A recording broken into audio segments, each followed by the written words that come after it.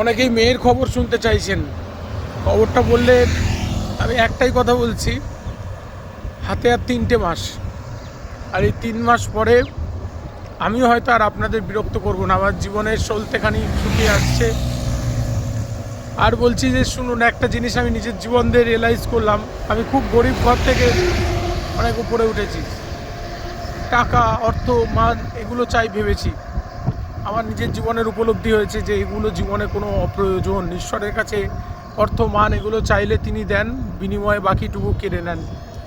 আজকে আমার অর্থের অভাব নেই, আমার শান্তির অভাব, মানে জিনিসপত্রের অভাব নেই, শান্তিতে বসে খাওয়ার অভাব।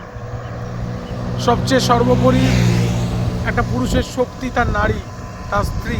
সে চলে গেছে, সন্তান চলে যেতে বসেছে, সব কিছু ধ্বংসপ্রায় হয়ে গেছে।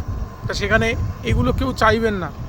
আর সংসার যারা নষ্ট করেন তারা নষ্ট করবেন না, সংসার করুন। সবার ভাগ্যে থাকে না। জীবনে যা চাই তা ভুল করে চাই, এটা যেন হয়। প্রত্যেকে ভুল চাইবেন না, শুধু জীবনের শান্তিটুকু চান। টাকার কোনো প্রয়োজন নেই, টাকা দিয়ে কিচ্ছু হবে না, টাকা দিয়ে আপনাদের কিচ্ছু হবে না।